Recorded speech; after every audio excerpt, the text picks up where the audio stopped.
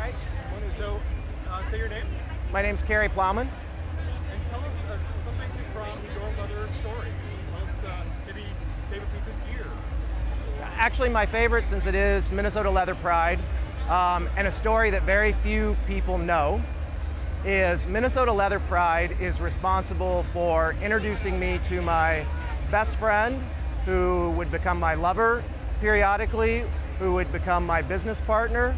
And 8 years ago, I showed up to carry the Minnesota Leather Pride flag, and this young ginger kid in latex, sweating so bad, gets behind me, and we had never met.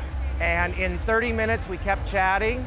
And after that, a day later, he came and saw me when I worked at another leather store, and the rest is history. And that's because of Minnesota Leather Pride.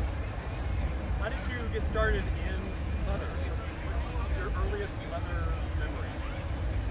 My earliest leather memory for me personally was I grew up in the South, and even as a little kid, I would wander off at malls and things like that, and always find the Western kind of leather store, and I would just wander through the racks, touching and smelling and just enjoying this, but not knowing why I was enjoying it. Tell me about someone or something that has inspired you in the leather community, just in the broad leather community.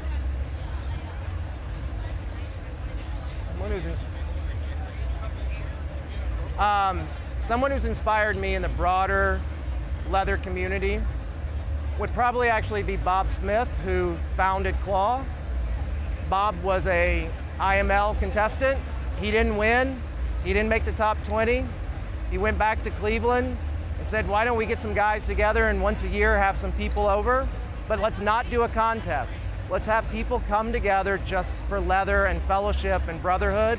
And now, 14 years later, Claw's grown to what it is, which just goes to show that you don't have to win things to change our leather community.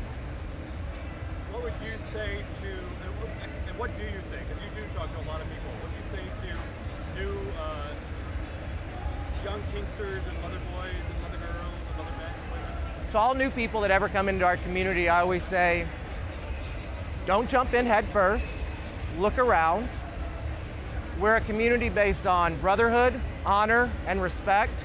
And yes, we have a lot of kinky sex. The other thing I say is, this is about fun. If somebody gives you trouble, come and talk to me. With that said, if you go to play and you do something dangerous, ask for references. Ask some of us older guys, because we probably know who everyone is. And you shouldn't just get tied up or a hand shoved up your ass without finding out if that person actually knows what they're doing.